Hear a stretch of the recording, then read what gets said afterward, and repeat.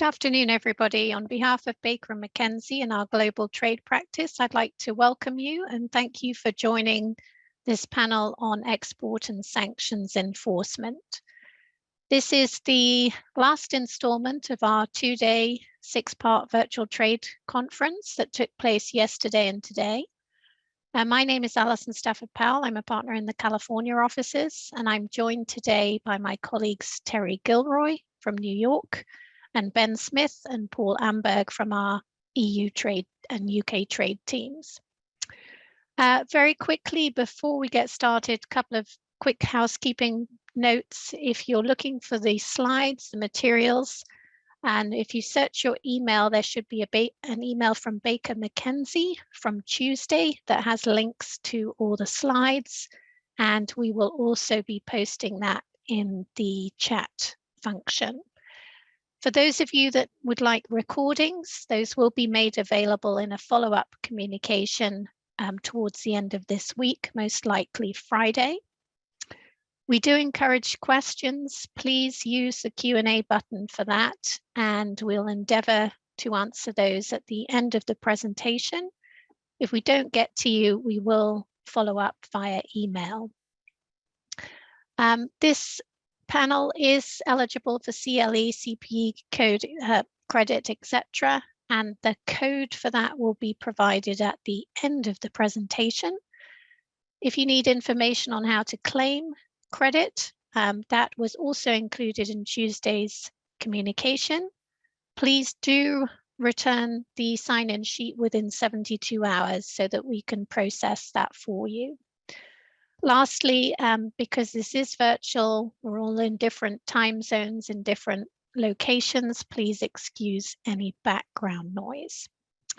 So on that note, I think I will kick off. Terry and I will start first by giving an overview of some of the recent changes in enforcement policy, both on the BIS and the OFAC side.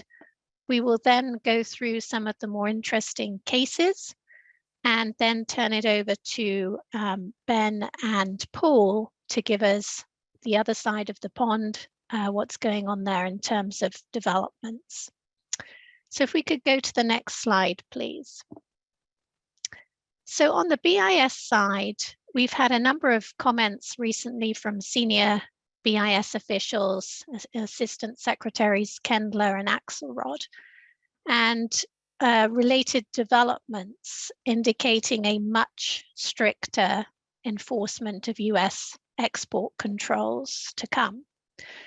I think bottom line is basically there are more resources, will be more resources, more scrutiny, and we should expect sharper teeth when it comes to enforcing violations. The driver for this appears to be obviously ongoing and significant concerns over increasing threats to US national security, not only from Russia, but also China and elsewhere, and a corresponding need for companies to be more alert, more aware of the types of behavior that can lead to violations. So at the beginning of June, BIS announced first a change in its approach to charging letters, and it will begin to publish charging letters at an earlier stage. And the objective here is to increase transparency so that companies can learn from others' mistakes when they're developing their compliance programs. Now, notably, pre-charging letters will still not be made public, but you will start to see formal charging letters be published earlier. Then most recently, many of you, if you attended the BIS update, you will have heard an announcement of changes, 4 key changes to the BIS Administrative Enforcement Policy. The first is there will be much more aggressive enforcement and of higher penalties. So the more serious violations will be subject to appropriately serious fines. and the aggravating factors in the enforcement guidelines will be applied more uniformly. Second, there will be no more settlements without admitting the facts. So in other words, to earn reduced settlement, you will now have to admit the factual conduct did in fact occur. Again, the objective here seems to be to encourage transparency. But this one obviously has quite critical implications, for example, shareholder lawsuits, or in the context of an M&A deal.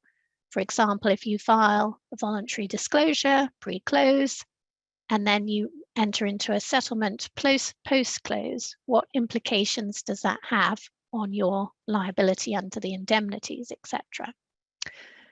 The third, perhaps more welcome change is a dual track processing for VSDs, for voluntary disclosures. The sort of simpler, less egregious minor infractions will be fast-tracked on a 60-day review and result in either a warning or a no action letter.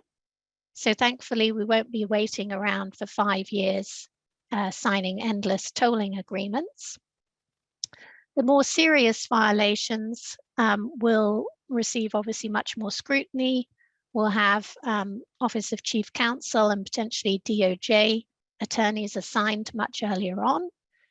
But BIS has confirmed that significant credit will still be given for voluntary disclosures. So in other words, this is not meant to discourage voluntary disclosures. And the fourth and final change is that BIS will be encouraging non-monetary resolutions for less serious violations as well. So that is where the conduct rises above the level of what might warrant a warning or a no action letter, but perhaps not enough for a fine. So we could be looking at remediation such as more compliance commitments, training requirements, suspended denials, etc. So I think on that, could we go to the next slide, please? So just a few focus areas that to tease out from this. I mean, obviously, Russia,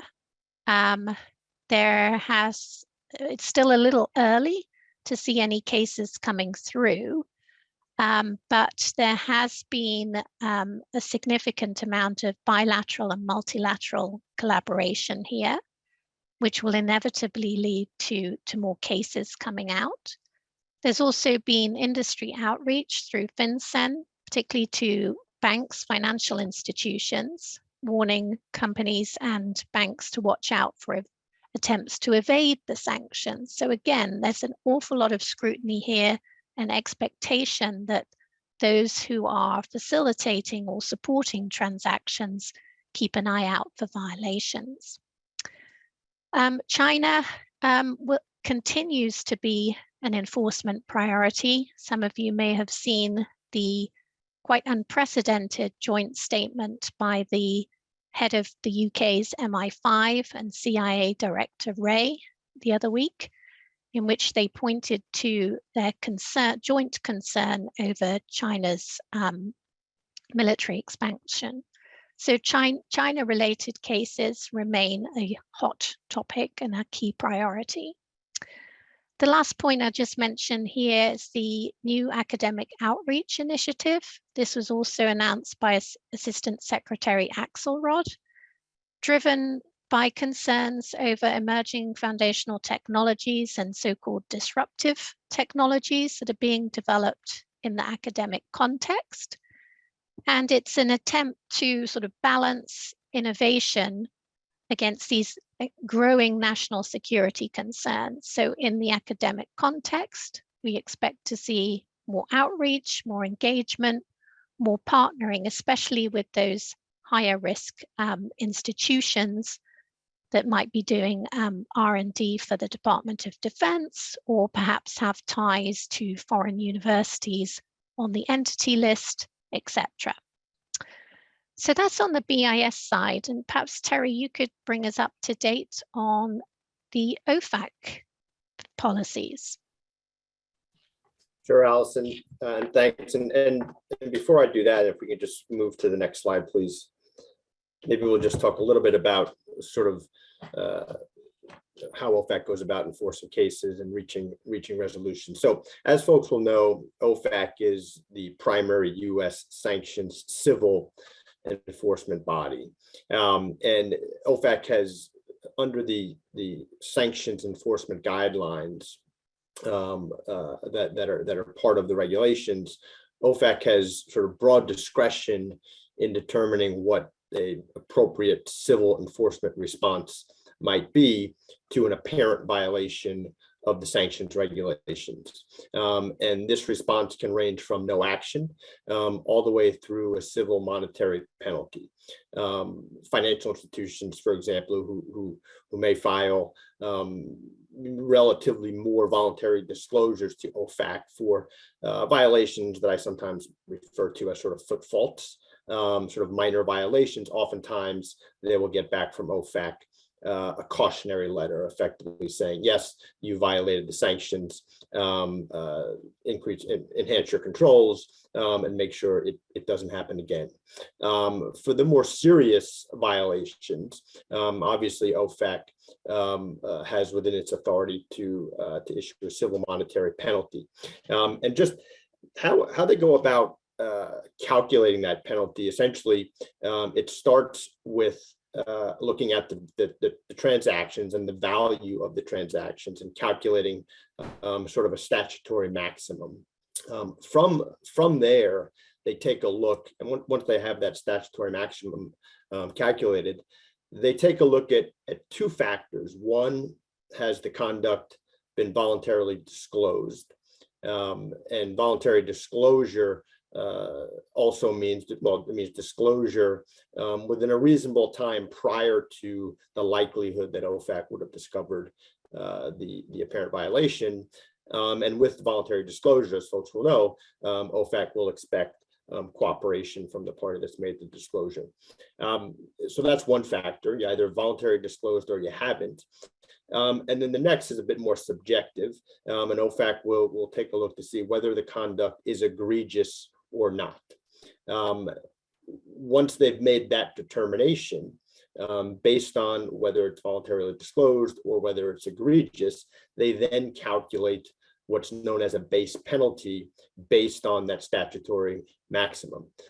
In cases where there's voluntary disclosure and the conduct was deemed non-egregious, generally that base penalty amounts to about half the transactional value. From there, once they have the base penalty, then they look and apply aggravating and mitigating factors relating to the conduct.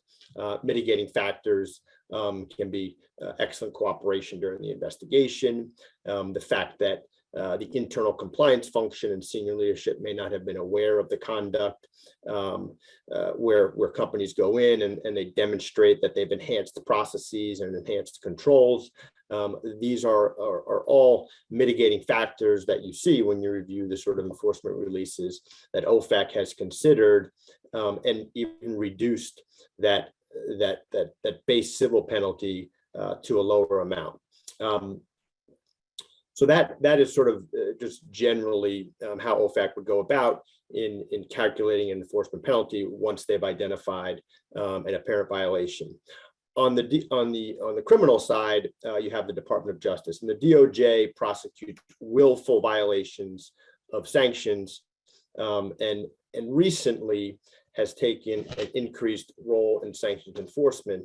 And I think one of the developments of the last several weeks, and if we can move to the next slide, please. One of the developments of the last several weeks has been that the DOJ, in particular, the Deputy Attorney General, Lisa Monaco, has emphasized the importance of national security in the DOJ's enforcement efforts. And in one of her speeches, she made the comment that you can look at it as sanctions being the new FCPA. If folks may remember, about 15 years ago, the DOJ was laser focused on FCPA prosecutions. The FCPA unit at the DOJ was heavily staffed, and we started to see a lot of investigations and a lot of resolutions of FCPA cases resulting in large fines. It seems that what the DAG is saying here is that the DOJ is really going to start focusing on sanctions enforcement as part of an effort to prosecute crimes that have a negative impact on U.S. national security. She has mentioned that they will be looking at new ways to enforce sanctions. The DOJ has incentivized voluntary disclosures. As folks may remember, at the end of 2019, I believe, the DOJ announced a new voluntary disclosure policy for sanctions and export controls violations that is very similar to the FCPA voluntary disclosure policy, and provides for a reduction in penalty where companies voluntarily disclose criminal violations of sanctions, cooperate during the investigation, and remediate the conduct. Just on that voluntary disclosure policy, one of the key aspects of that policy, and we've talked about this in the past, is that the DOJ does not give credit for voluntary disclosures to other agencies. So if a company has identified conduct that amounts to a violation of sanctions, in the past, the route that a company would take without really giving much thought, if they chose to voluntarily disclose, is to voluntarily disclose that to OFAC. As OFAC would review the facts, if they determined that perhaps these violations were willful and perhaps the conduct was criminal, they might refer to the DOJ. What the DOJ is saying here is that, look, if you voluntarily disclose to OFAC, but not to us, and we ultimately decide to bring a case against you, you're not going to get credit for that voluntary disclosure to OFAC. So an additional consideration for companies when deciding to make a voluntary disclosure now is, do I need to make the disclosure to both OFAC and the criminal authorities? Having sort of lived with this policy for a couple of years now, while this is certainly a consideration, I think in most cases the outcome typically is voluntarily disclosing to OFAC, absent some very, very egregious circumstances. Again, when a company decides to make a voluntary disclosure, look, as I've told clients many times, there is no obligation to voluntarily disclose. Obviously, there are tremendous benefits to doing that, but there's nothing wrong with remediating the conduct and making sure it doesn't happen again, upgrading your compliance program, and moving on. Allison talked about increased collaboration with global partners. The United States and certain of its allies recently announced the creation of what they're calling the REPO Task Force, the Russian Elites, Proxies, and Oligarchs Task Force.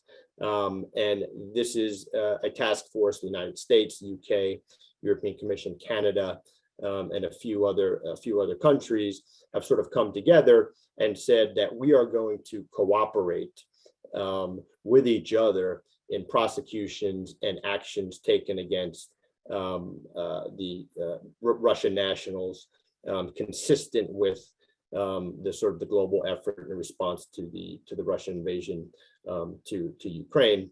And we've already sort of seen this task force in action with respect to civil forfeiture actions. And civil asset forfeiture to date, and most recently somewhat high profile, has really been sort of a key enforcement mechanism that the DOJ has employed in bringing cases and taking action with respect to sanctions violations. It's gotten a lot of press. We've all heard and read about as seizures of oligarchs' yachts, etc. This has always been a tool of the DOJ. They've used it in the sanctions context. We've obviously seen a lot of it in the last couple of months, and I think we can expect to see quite a bit of it going forward. And if we can just move to the next slide, I'll just talk a little bit more about civil asset forfeiture and sort of generally kind of how it works. I mean, there is civil asset forfeiture, there's also criminal asset forfeiture. The difference is that in the context of civil asset forfeiture, the government has not brought a case relating to the underlying crime, where they seize property in connection with the prosecution of an individual for an underlying crime. That's criminal asset forfeiture. Typically, what we've seen in the sanctions context is the use of civil asset forfeiture under the U.S. statute at 18 U.S.C. 981. And under that statute, it provides that sort of generally property involved in a transaction in violation of U.S. law, or that constitutes the proceeds of specified unlawful activity, is subject to forfeiture. And sometimes folks will ask, well, what's the difference between asset forfeiture of a yacht of an SDN versus the blocking of property that's required under the executive orders under which these individuals are designated? Well, the key difference is that in civil asset forfeiture, the government actually takes possession. The government takes possession of the property. Under blocking, blocking is an obligation that U.S. persons have when they have property in their possession in which an SDN has an interest. That property does not then get turned over to the government.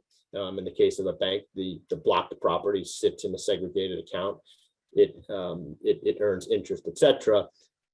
Gets reported to OFAC, but it stays with that private entity, the bank, or what have you, in meeting their obligation under the executive order. Civil asset forfeiture, the government is actually going out, identifying property that he thinks was either involved in a transaction in violation of the law or constitutes the proceeds of criminal activity, and seizes the property. And oftentimes, certainly in particular, in regards to the forfeiture or the seizure of Russian yachts and other Russian oligarchs' yachts and other oligarch property around the world, this is done in collaboration with foreign law enforcement under mutual legal assistance requests. And this is what happens in that case is the U.S. government will get a seizure warrant from a U.S. district federal judge, and through a request for mutual legal assistance, will seek assistance by a foreign enforcement authority to actually serve that warrant on property that's located in its jurisdiction. And just sort of as an example of how this works, take the example of the Amadea, which is Suleiman Karimov's yacht that the U.S. government seized. Suleiman Karimov is a U.S. SDN, was designated back in about 2018. And the probable cause affidavit, in other words, the document that the government presented to the judge to convince the judge to issue the warrant, which contained the factual information that described the violation of law that the property was involved in, reads in one part, Karimov and those acting on his behalf and for his benefit caused U.S. dollar transactions for the Amadea to be sent through U.S. financial institutions after a time which Karimov was designated by the Treasury Department. So sort of a classic sanctions violation. There were U.S. dollar transactions that related to the Amadea at a time when the Amadea was owned by Karimov. Could have been services for the vessel, could have been anything, any transaction that related to that vessel or a payment for the vessel. And these are transactions that under OFAC principles would have been subject to blocking. And it was a violation of US sanctions for those financial institutions to process those payments. So there's the violation. There you have an IEPA violation based on the executive order under which Karimov was designated. So it was that violation of the law that the Amadea was involved in. And there were others as it relates to Karimov. That's just an example. on that basis, under 18 U.S.C. 981, the U.S. government has the authority to then go and seize that yacht. In this case, they got the warrant. They made a mutual legal assistance request on a foreign jurisdiction, and the yacht was ultimately seized. In terms of enforcement focus, I mean, look, I think we all think rightly that the focus is going to be continued on Russia, but as Allison said, it's too early to have seen these cases sort of come through the pipe. OFAC certainly, I think we all probably realize, has been very busy in the last several months, simply implementing the sanctions, responding to requests for guidance from people like us, responding to requests for specific applications to engage in certain transactions. I mean, the sense that we get in engaging with them is that they are completely overrun at the moment.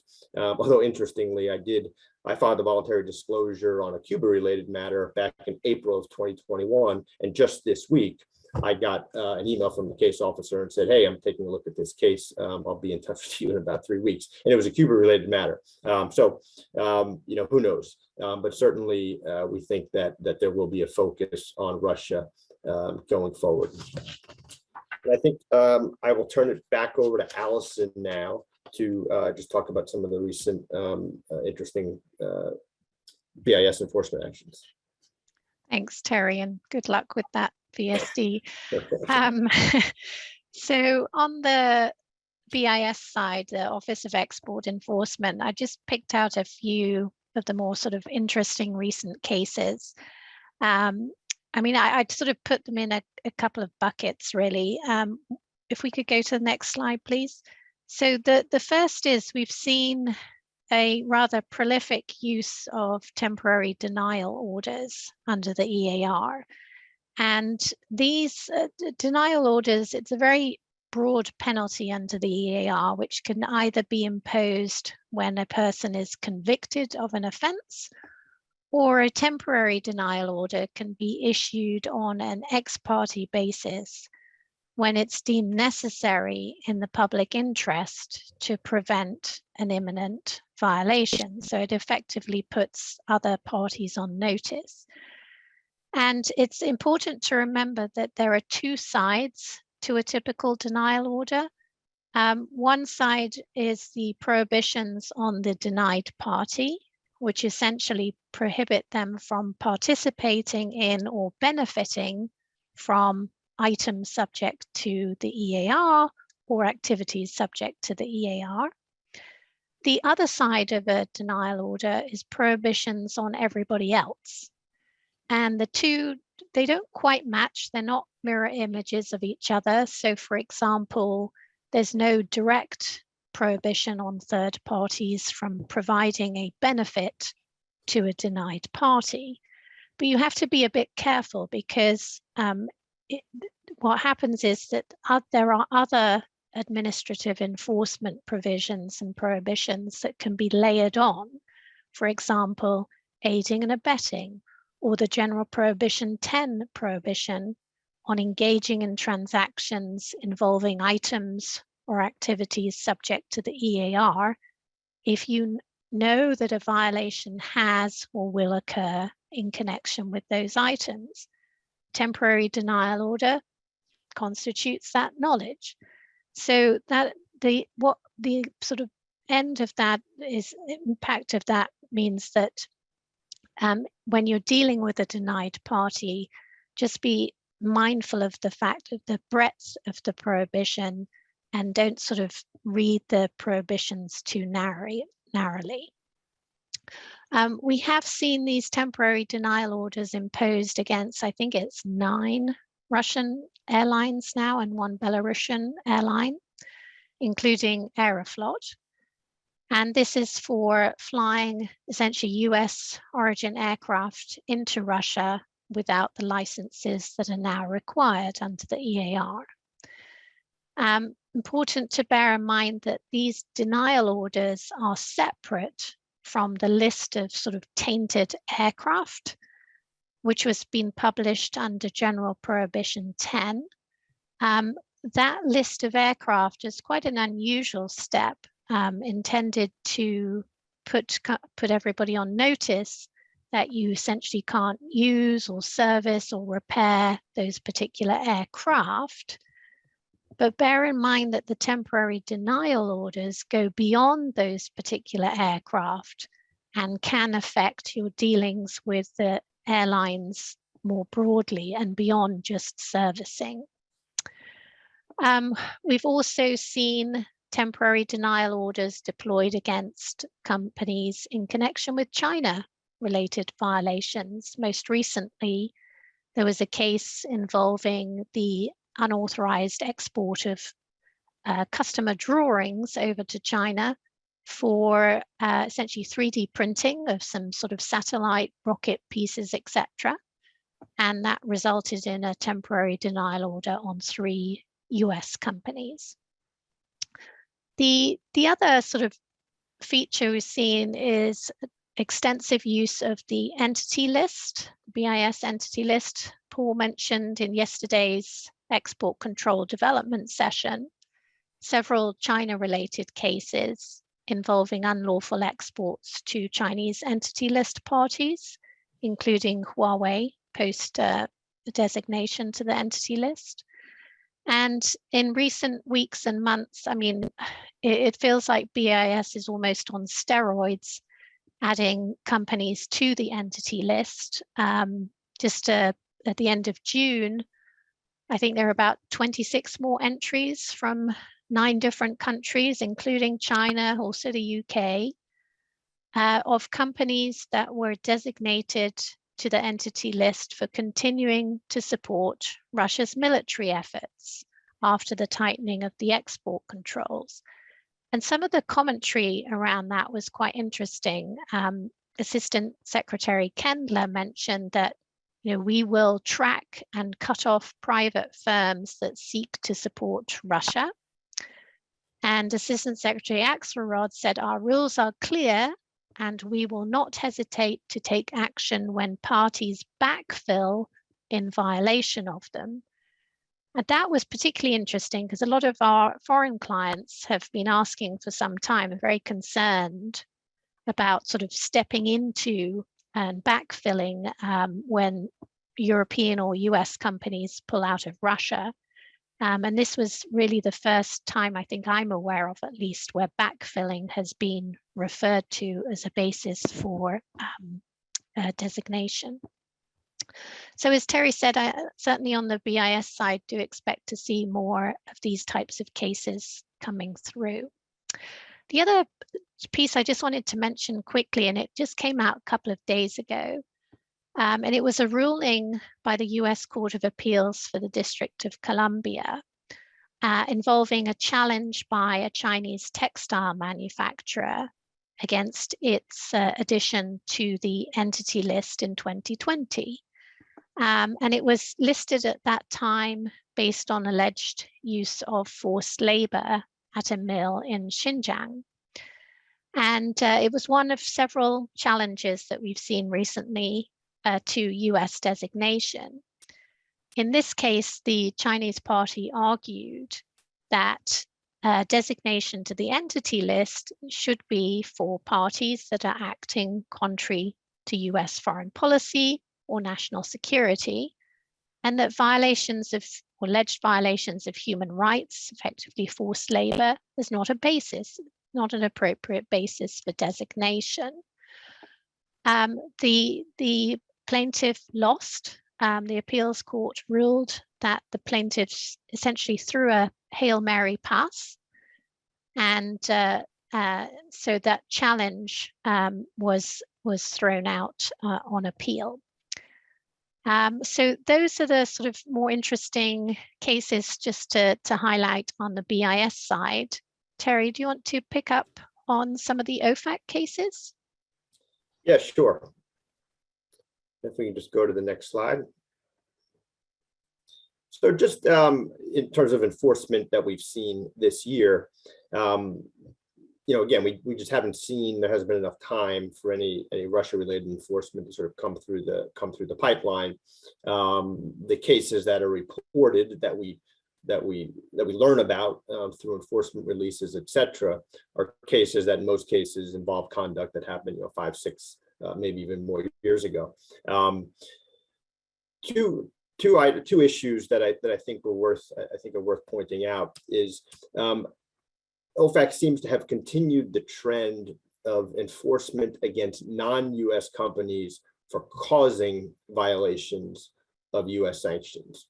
We often talk about sort of the extraterritorial nature of US sanctions.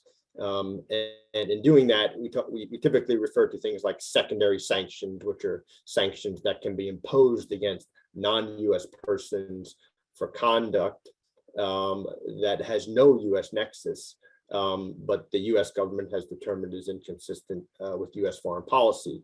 And we see the sort of extraterritorial nature in the Cuba program and the Iran program as well, where non-US subsidiaries of US headquartered companies are subject to the Cuban asset control regulations and the Iran transaction sanctions regulations. But kind of a third bucket of this sort of extraterritorial nature are the so-called causing violations. And under US law, a person can be liable for causing a violation of IEPA, which is the statute that sort of underpins all of the most of the sanctions regulations, executive orders, et cetera. And we saw 2 of those cases already this year. And in both cases, it concerned non-US companies that were engaged in activities with parties in sanctioned jurisdictions. Those activities had no nexus to the United States, but for the fact that the payments in the case of Sanctions relating to purchases of chemical products of Iranian origin, and in the case of Toll Holdings Limited, which is an Australia-based logistics company, payments relating to shipments to or from Iran, North Korea, and Syria, where the underlying shipment had nothing to do with the US. But in processing payments in US dollars that related to these purchases and that related to these shipments, Sanctions and Toll caused a US financial institution to violate the sanctions because they were facilitating the purchase or the shipment by processing the US dollar payment. So just another example of the extraterritorial nature of sanctions, and we're starting to see, the causing language in the enforcement releases that OFAC published. Just to go back to, I was talking earlier about sort of how OFAC calculates penalties, and maybe just to sort of put it in context. In the Sanctions case, the statutory maximum penalty for Sanctions was about $151 million. And what that means is that the government looked at each one of the US dollar payments, and for each of those payments, based on the schedule, assigned a statutory maximum, added it all up, and got to $151 million. In the case of Sanctions, the government OFAC determined that, yes, they had voluntarily disclosed and the conduct was non-egregious. So based on the voluntary disclosure and the fact that the conduct was non-egregious, that statutory maximum was brought down to a base penalty of about $8.7 million. So evidence of the significant benefit in voluntarily disclosing, but also you have to have non-egregious conduct to go with that to get the full benefit. And then on top of that, OFAC applied aggregating and mitigating factors, weighed them against each other, and in this case, reduced the fine even further to about $5 million. So you start with a statutory maximum. After the consideration of voluntary disclosure or egregiousness, you get to a base penalty. And then from that base penalty, there's sort of a subjective component where the party that's going to pay the fine sort of advocates for the mitigating factors.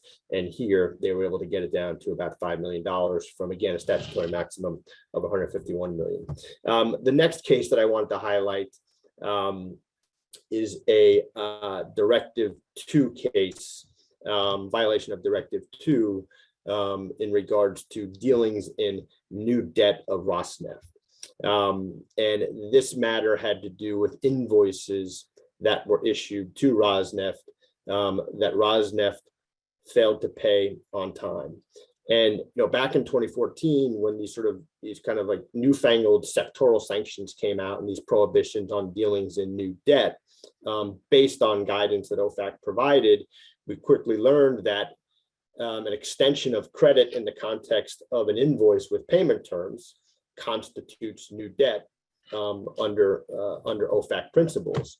And we also learned, and I think a lot of us thought it was sort of crazy, that if you issued an invoice to one of these sectorally sanctioned entities under Directive 1, 2, or 3, and the payment terms of the invoice were within the relevant time period for that directive, but if they paid it 2 days late, for example, let's say you issued the invoice 30-day payment terms and they paid it in 32 days.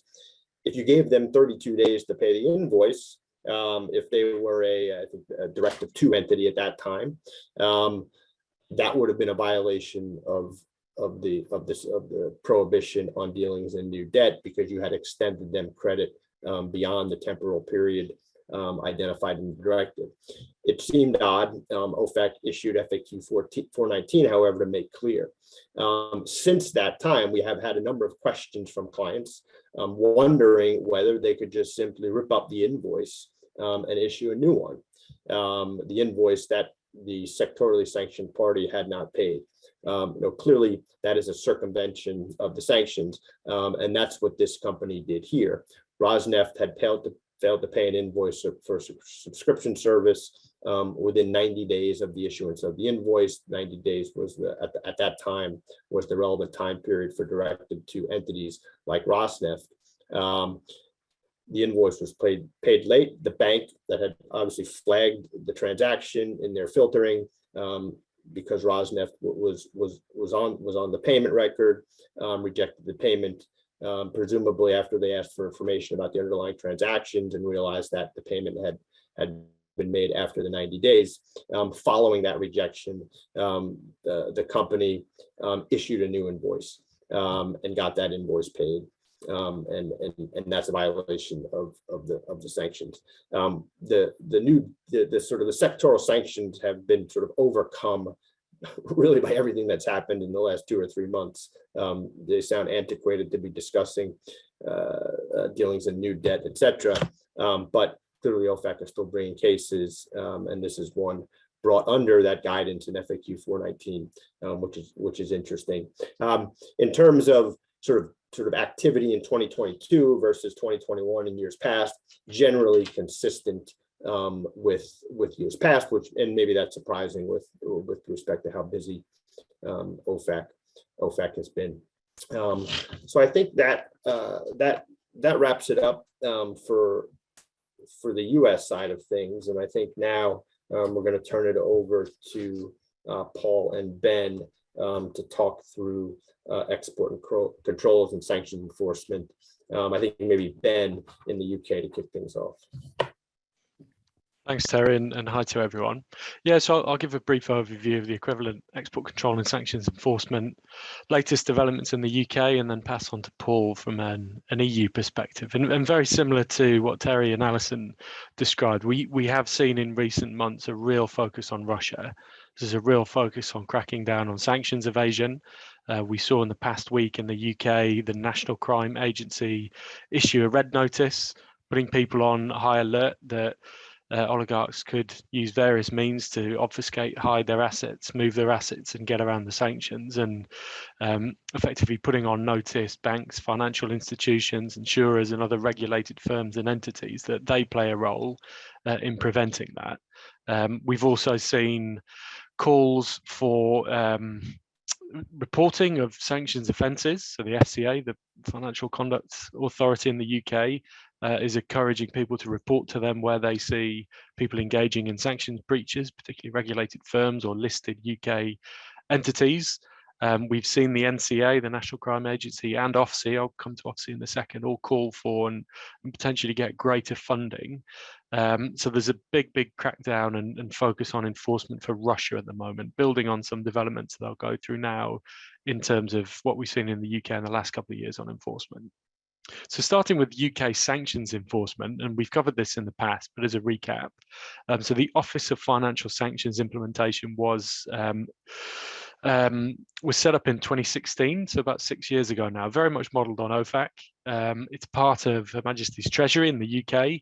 It has an ambit of ensuring that financial sanctions, so those sanctions in dealings with sanctioned parties, engaging in certain sectoral sanctioned activities, are appropriately understood, implemented and enforced. So the UK OFSI works alongside the FCDO, Foreign Commonwealth Development Office, and also the National Crime Agency in terms of sanctions policy on the FCDO side, and then enforcement. So the National Crime Agency would take forward criminal activity, criminal enforcement, and OFSI more on the civil side, but they do play a role.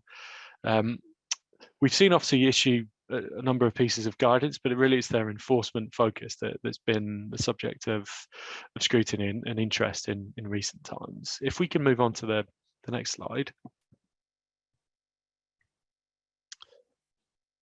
So before OFSI, there was relatively limited sanctions enforcement in the UK, and partly that was down to the fact that it was all or nothing. It was a criminal prosecution to the relevant criminal standard, meeting the relevant burden of proof beyond reasonable doubt, or nothing. There wasn't a middle ground. So very much modelled on OFAC.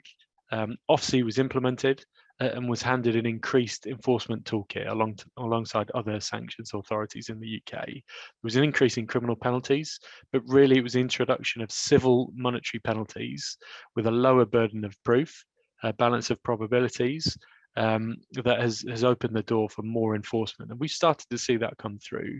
There's also the prospect of DPAs, deferred prosecution agreements, similar to those tools in the bribery and corruption space that can be used by OFSI and the regulators as well. If we move to the next slide, we've got a bit of a timeline in terms of what happened since. So that was 2016, the formation of OFSI. 2017, the civil monetary penalties came in. 2018, actually in advance of Brexit then happening, effectively 31st of December 2020 was when the UK standalone sanctions regime came in. That was 2018. In advance of that, SAMLA was introduced. But in the green on the slide, you can see the penalties coming through. There haven't been multiple. We're certainly nowhere near the scale of enforcement of OFAC and the US regulators, and the size of the penalties, as we'll see on the next slide, is significantly lower in general. But we are seeing penalties come through, and for a number of reasons I'll go through, we would expect that trend to continue, particularly given the huge volume of sanctions that have been imposed against Russia, against Belarus, Myanmar, and other countries and regimes in recent times. But as I mentioned, a big focus on Russia is expected. If we move on to the next slide, I'll talk about another key development as well in a moment. But just to recap on what kinds of penalties we've seen, as I say, it's been relatively modest in terms of the volume and the amounts of the penalties. We've seen three more penalties in the course of the last year, effectively. 2 last year, a related transaction relating to funds being paid to a non-sanctioned customer, but into a sanctioned bank account in Crimea. Those were 2 companies who were fined on that side, on the civil penalties framework. We saw a very recent one, which was a payment to a Syrian sanctioned airline. And prior to that, the more meaty fine we see here in the banking sector was in respect to the Russian sectoral sanctions back in 2020. Before that, we saw a fine in the telecommunications sector in relation to the provision of indirect services for the benefit of Syriatel, a sanctioned party under the former EU regime that did at that time apply in the UK. And then before that, there were a couple of modest fines, again, in respect of funds, in respect of one designated person under the UK and EU's Egypt sanctions programme. So relatively modest. You can see from the spread of industries and the spread of regimes, there isn't or hasn't been a particular focus on any one country or regime. As I mentioned, we may see that trend continue to focus on Russia, but for the time being, it's been a bit of a spread, and the sense that OFSI will go after, or could go after, any activities that come to their attention, no matter how material or how small, as seen by some of the levels of these fines. Some of those fines were driven by voluntary disclosures, and some weren't, as we see there, and I'll touch upon that in a moment. If we can move on to the next slide. As I mentioned, there's been another significant development this year, and that is the introduction of strict liability in respect of those monetary penalties. So again, that's a tool that's been in place for a long period in the US, and again, the UK has brought this in. It's part of a broader focus on expanding the UK's tools to crack down on economic crime, and there's certain developments and proposals more broadly beyond sanctions. But this was part of a package that came in earlier this year, and really key. It took away the need for OFSI to effectively prove on a balance of probabilities that a person knew or had reasonable cause to suspect their activities were in breach. So, for example, a person might claim that we did our due diligence and we could not see that the controlling party behind a non-listed company was an oligarch, a sanctioned oligarch. Now, OFSI can impose a fine if they identify on a factual basis that funds were, for example, made available to or for the benefit of that sanctioned owner or controller. They wouldn't need to prove that mens rea or that element of knowledge or reasonable cause to suspect. So we expect, again, with the focus on Russia and other regimes, that this could well drive significant enforcement going forwards.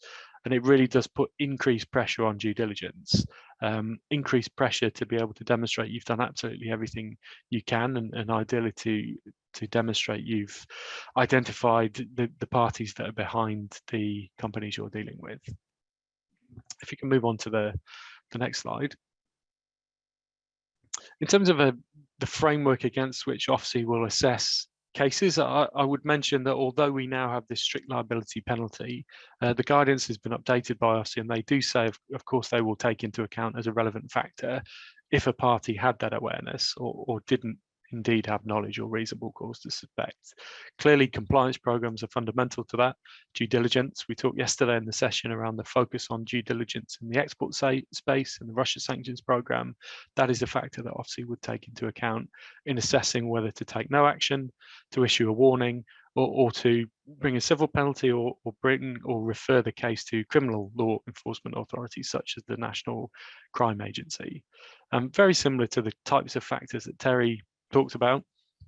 There's a number of different factors that OFSI would take into account in determining what steps to take and how aggressively to pursue a particular course of conduct. And I think they've been very focused also on the deterrent effect. They have these powers, imposing fines, demonstrating they will impose fines no matter how big or small the infringement, does signal to industry that OFSI are likely to pursue activity and acts as some form of deterrent. Another key change coming through in the change in law this year that we've seen has also been the fact that even if OFSI doesn't take action, even if it's just a warning, they still have the ability to publicise the relevant details of the infringement. So again, that fits with the focus on deterrence. If we move on to the next slide, as mentioned, we do have a voluntary disclosure regime, or at least OFSI has, through its guidance, its monetary penalties guidance and framework. It will take into account both how serious a breach is, but also whether there's been a voluntary disclosure. And exactly as the same as Terry described, there isn't any obligation other than where there are certain sanctions reporting obligations for certain regulated entities, but there is no obligation to voluntarily disclose an infringement to the authorities. There are reasons why companies may wish to do so, to clean that up and to take advantage of a potential reduction in the penalties. It would always be a very similar analysis of whether you disclose or you don't disclose. Would the conduct be detected? Do you want to take that step and be transparent with the authorities? Do you want to seek and obtain reduction of the penalty, for example? But there isn't an obligation, but there is potential for reduction in penalties if there is that voluntary disclosure. If you can move on to the next slide.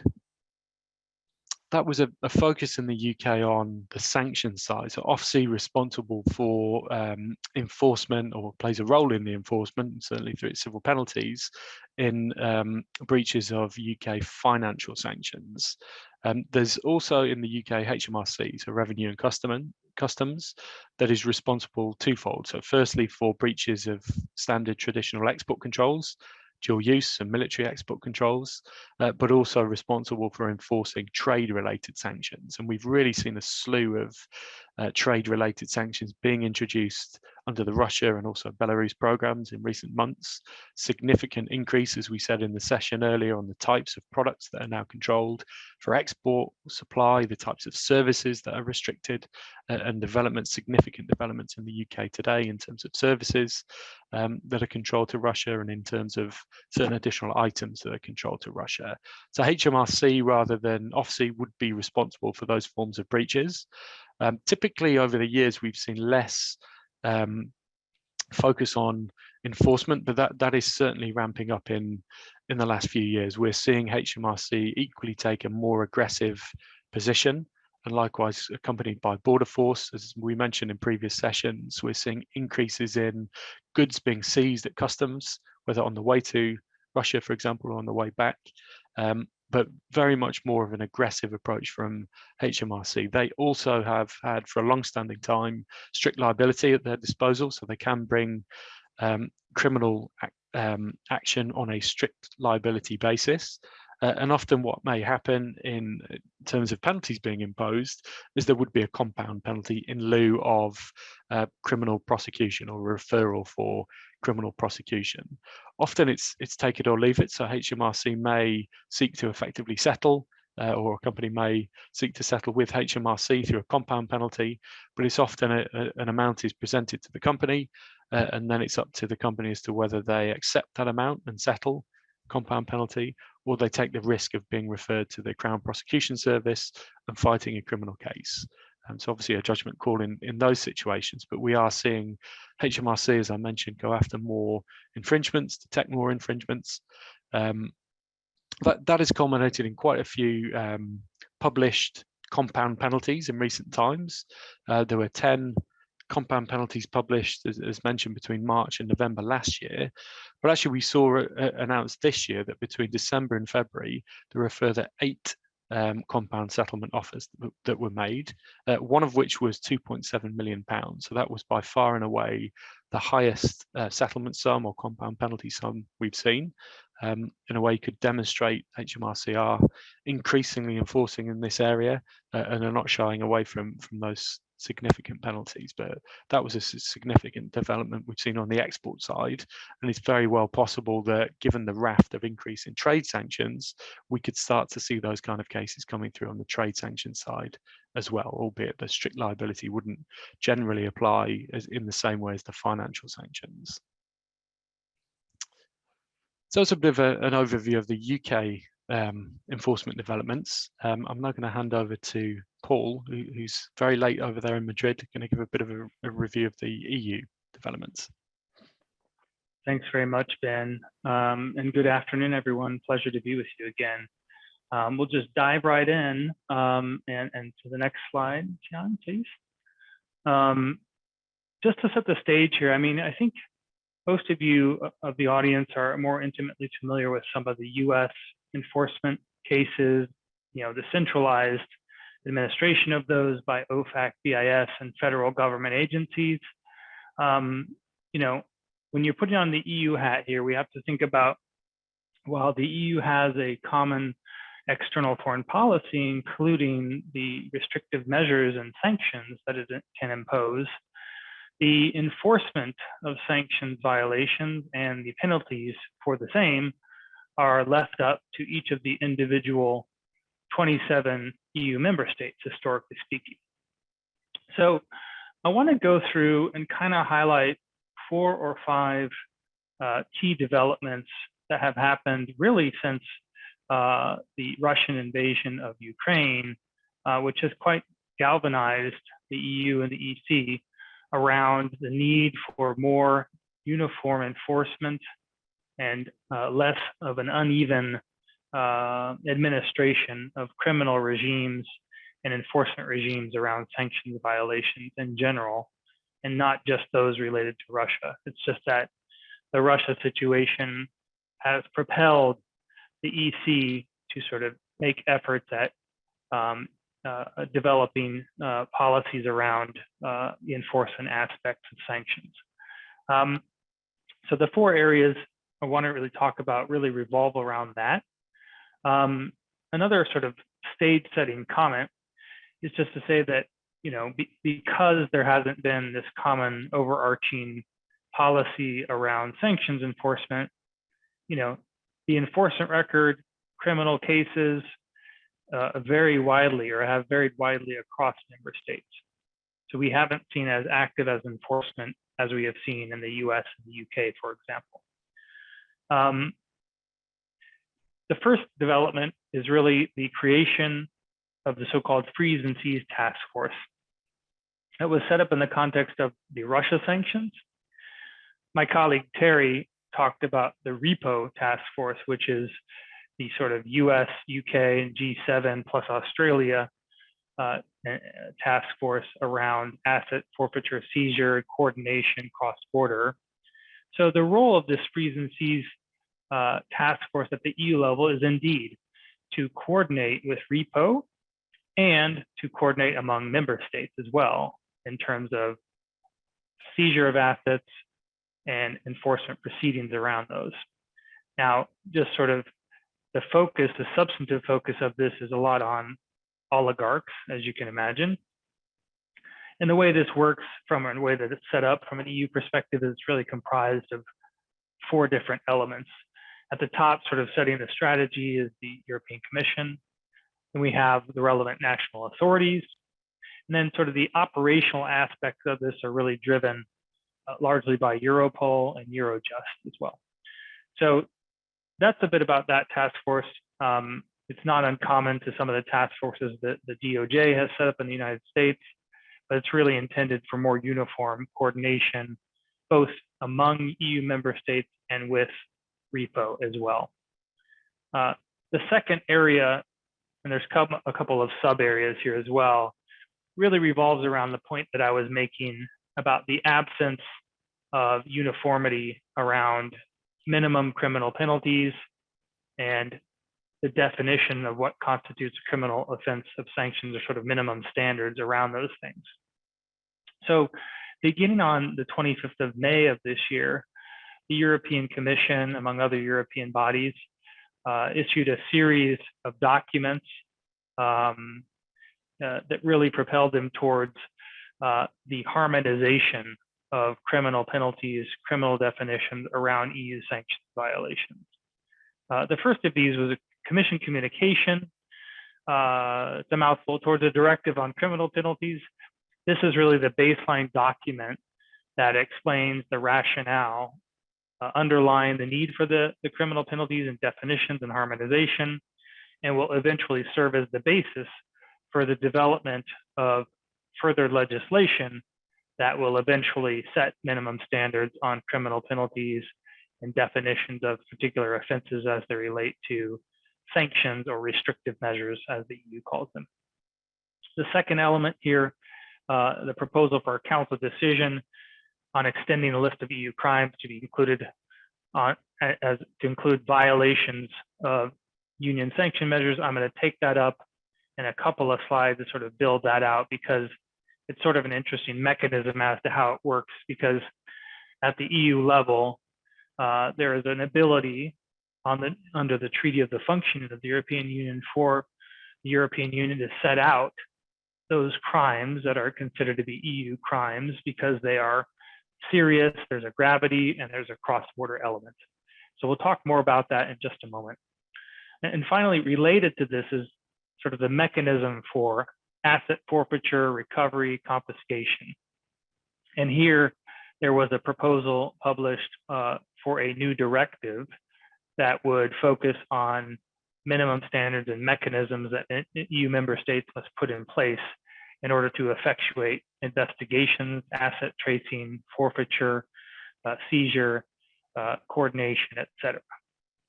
to just break this down quickly into sort of three elements, I mean, this directive really focuses on a couple of things. One is that it requires member states, or would require member states, to put in place processes to initiate asset tracing investigations to prevent, detect, and investigate criminal offenses or violations of EU restrictive measures. And number two, mechanisms that allow, the concern is basically because the EU takes a bit of time, will take a bit of time to set the definitions of standards and penalties. And in the meantime, assets may escape their grasp. The idea is that the directive would provide for an authority and direct member states to provide for the ability to seize assets, trace them, freeze them, et cetera, even before there's these established practices and definitions at an EU level. And in terms of the substance of the directive as it's drafted now, it contains provisions on how the provisions on asset tracing investigations, the requirement for those, the requirement to set up a asset recovery office, a minimum of one in each EU member state, and then provisions around information sharing and exchange among member state authorities, how to go about the freezing and the confiscation of assets, and the creation of a central registry or database that would list seized assets across the EU.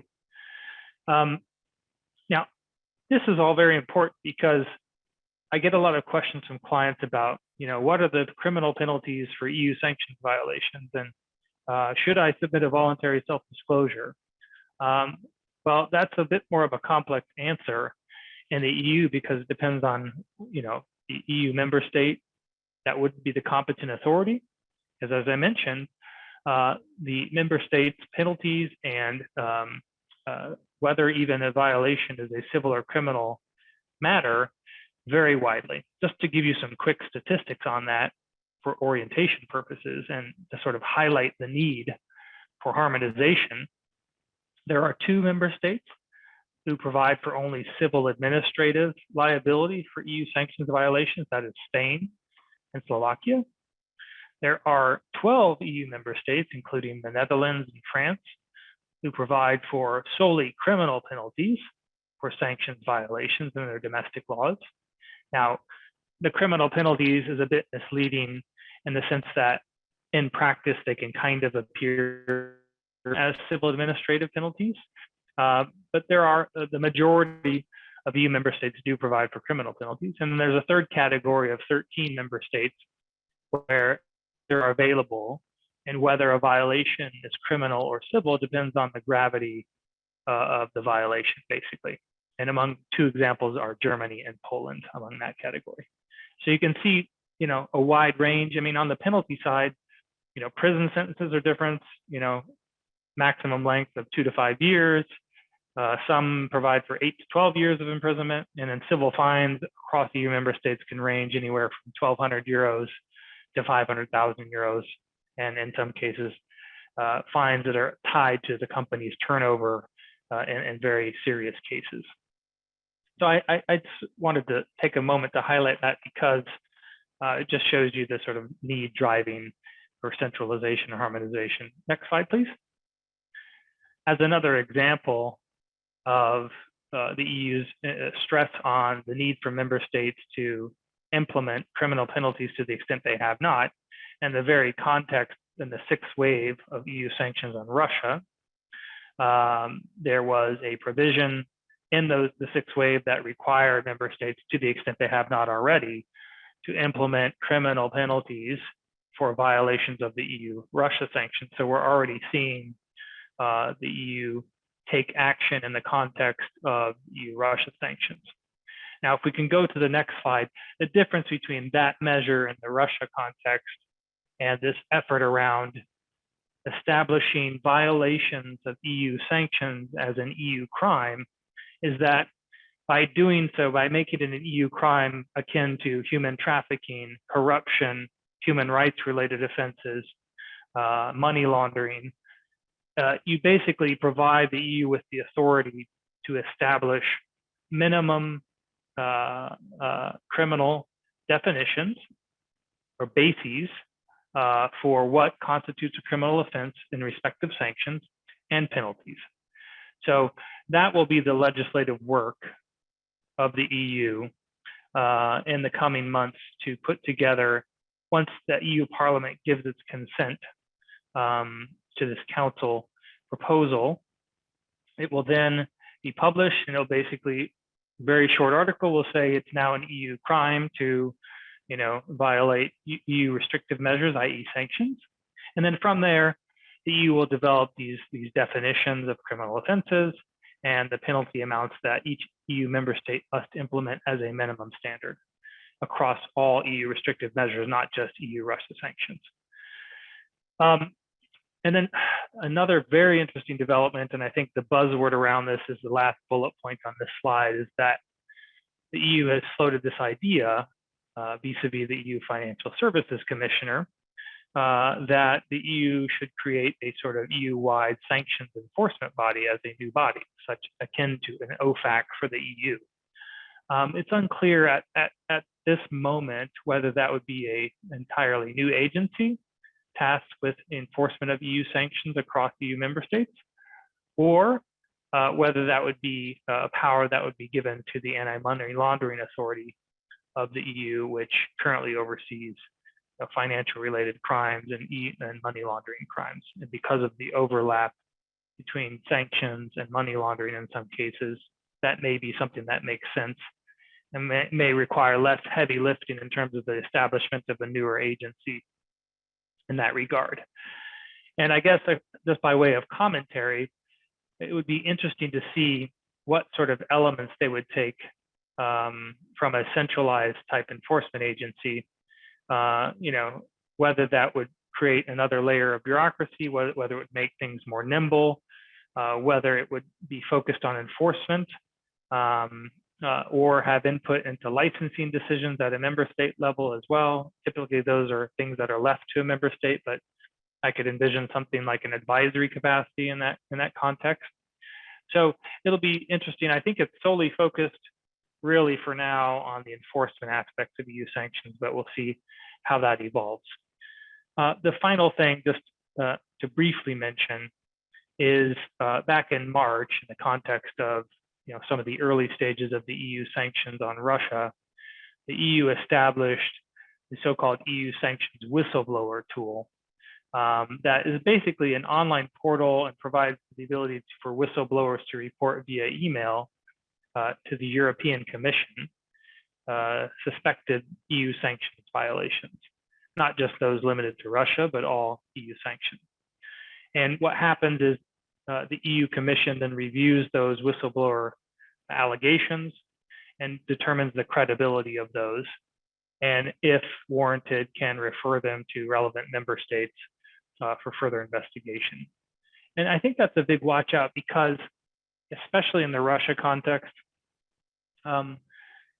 there's a lot of gray areas for a lot of the EU measures in terms of some of the sanctioned goods type things, some of the brokering services, other services, or technical assistance or financial related assistance that EU persons can provide in relation to sanctioned products to Russia. And what that can create, and this should be on the radar screen of all of you, is that it may create certain discomfort at a level of individual employees about their job and what they're asked to do in the context of business with Russia that while legally compliant may fall into a grayer area around whether it rubs up against some of the EU sanctions prohibitions. So what I'm getting at is that there's probably a higher risk now, given the availability of this whistleblower tool and of some of these gray areas, that there's an increased whistleblowing risk for EU sanctions violations. Allison? Whistleblowing tool sounds slightly alarming, but obviously needs to be taken into account when you're deciding whether to do a disclosure. Well, thank you very much, Allison, and my thanks as well to each of you, Terry, Paul, and Ben, for excellent presentations. This does bring us to the end, as Allison said, of our two-day trade conference. I very much hope that it has been helpful to all of you. We certainly want to provide as much information as we can about this rapidly evolving and complex area. And to that extent, I really do emphasize, watch this space. This is a rapidly evolving area. We will see more changes in virtually all of the areas that we talked about during the course of the conference. We will see continuing developments over the coming months, and we will try to keep you apprised of that. To that end, I certainly commend to you our Sanctions and Export Control blog, our London Mega Compliance Conference coming up in September, and our year-end Import-Export Conference coming up in November. So to keep all of that in mind. With all of that said, I really do wish to express my thanks to all of my colleagues from around the world who share their expertise with us, and my thanks especially to our administrative team of Liz and Anna and Nazi and Sian for all their logistical and administrative support. Thank you all very much for your attendance, and we hope to see you the next time we have a conference of this kind. Okay. But with that said, let us declare ourselves adjourned and have a great evening and the rest of the week.